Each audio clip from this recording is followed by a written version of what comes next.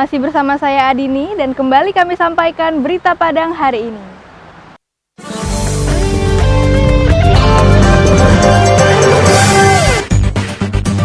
Petugas di Tanah Datar razia jam malam. 3 hari menjelang datangnya bulan suci Ramadan, harga bawang merah di pasar di Kota Padang melambung cukup tinggi. Kenaikan harga mencapai 100% atau 2 kali lipat dari biasanya. Ini disebabkan karena pasokannya berkurang, karena bawang dari Pulau Jawa tak lagi masuk ke Sumatera Barat. 3 hari menjelang bulan suci Ramadan, salah satu tradisi yang biasa dilakukan warga adalah ziarah kubur. Namun berbeda dengan tahun-tahun sebelumnya, ziarah kubur tahun ini sepi dari pengunjung karena warga mentaati aturan pemerintah tidak keluar rumah karena wabah COVID-19.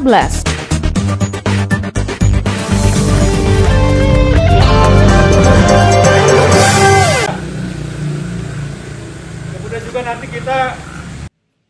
Seorang remaja menangis saat ditangkap petugas ketika sedang asyik menghisap lem di lapangan Cindomato Batu Sangkar pada Minggu malam. Saat penerapan jam malam di Batu Sangkar, petugas mengamankan 11 orang remaja yang masih berkeliaran. Untuk menegakkan himbauan Bupati Tanah Datar tentang pemberlakuan jam malam, aparat gabungan yang terdiri dari polisi, Satpol PP dan aparat Kodim Tanah Datar Minggu malam melakukan razia gabungan di Batu Sangkar. Saat petugas melaksanakan kegiatannya, remaja yang masih berkumpul langsung membubarkan diri dan kembali ke rumahnya. Namun beberapa warga yang tak mengetahui ada aksi razia terpergok petugas dan tak bisa menghindar. Tapi warga tersebut hanya diberi teguran oleh petugas karena kegiatan yang dilakukan lebih menonjolkan fungsi sosialisasi, belum pada fungsi penindakan. kalau kalian sudah dinyatakan positif, tidak bisa disembuhkan lagi, sampai disitulah mamamu, keluargamu berjumpa sama kalian. Sampai kalian mati pun tidak boleh untuk disentuh. Namun satu orang remaja tertangkap tangan petugas saat asyik menghirup lem di lapangan Cindomato, pusat Kota Batu Sangkar. Entah karena ketakutan atau pengaruh lem yang dihirupnya, remaja yang berlaga seperti jagoan tersebut justru menangis memanggil orang tuanya. Pak, mana yang muntah? Tak hanya itu, petugas juga menemukan sekelompok remaja yang asyik bercengkerama di sebuah warung yang tertutup. Satu orang dari mereka diketahui baru kembali dari daerah endemi COVID-19.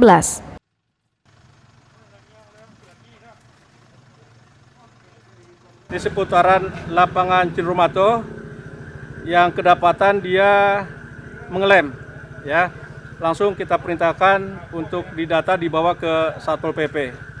Kemudian juga ketika perjalanan menuju markas, kita mendapati ada kedai yang di sana cukup ramai. Ternyata masih ada ditemukan kurang lebih 10 para pemuda yang satu diantaranya adalah baru pulang dari Jakarta.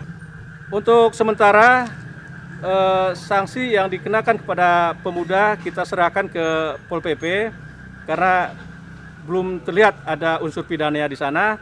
Biar nanti Satpol PP lah yang memberikan tindakan terhadap mereka itu. Penerapan jam malam yang dilakukan di Kabupaten Tanah Datar merupakan salah satu bentuk kesiapan daerah itu menyongsong pelaksanaan PSBB di Sumatera Barat yang rencananya akan dilaksanakan pada tanggal 22 April mendatang. Sri Louis melaporkan dari Batu Sangkar. Yang baik-baik untuk belajar untuk masa depan kalian.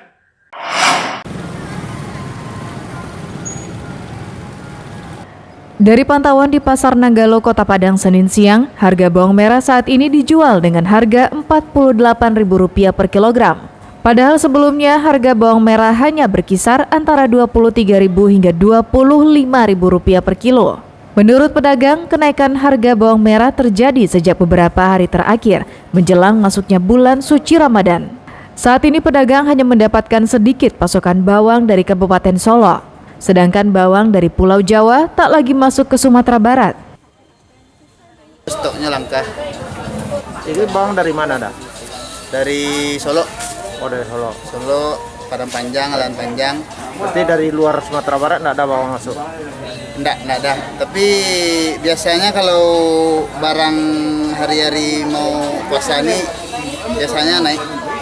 Puasa mau hari raya lumrah naik karena untuk dilebihkan stok Berarti bukan karena corona ya? Enggak, corona enggak. Selain bawang, harga cabai juga mengalami kenaikan. Jika sebelumnya cabai merah dijual Rp15.000 per kilogram, kini naik menjadi Rp27.000 per kilo. Selain itu, gula dan minyak goreng kemasan juga mengalami kenaikan Rp1.000 per kilo. Gula dari Rp18.000 per kilogram, kini menjadi Rp19.000 per kilogram.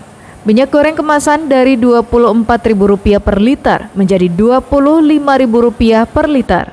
Daging ayam juga naik dari Rp14.000 per kilogram menjadi Rp20.000 per kilogram. Harga kebutuhan lainnya yang tak mengalami kenaikan adalah beras, telur, ikan, dan bawang putih. Arsyad Kusnadi melaporkan dari Padang.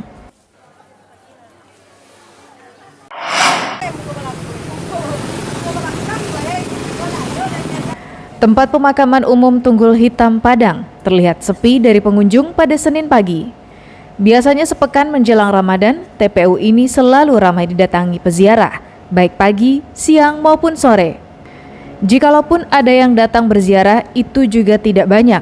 Para peziarah hanya datang sebentar, membersihkan makam keluarganya, menabur bunga, berdoa, setelah itu pulang. Salah seorang peziarah mengatakan, tahun sebelumnya ia mendatangi makam keluarganya bersama anak dan cucu-cucunya. Namun saat ini ia hanya datang bersama 2 anaknya saja. Kalau berziarah, baca yasinan, berdoa, tapi sekarang karena COVID-19 ini kami tidak boleh berlama-lama, hanya membersihkan kuburan keluarga kami dan langsung kami pulang ke rumah. Menurut salah seorang pedagang bunga yang berjualan di depan pintu masuk makam TPU Tunggul Hitam, kondisi itu merupakan dampak dari COVID-19. Banyak masyarakat yang mengurungkan niatnya untuk berziarah ke makam keluarga karena pemerintah mengeluarkan aturan berdiam di rumah untuk memutus mata rantai penyebaran COVID-19. Kemarin ada dapat uangnya 500.000, sekarang dapat cuma 50.000 karena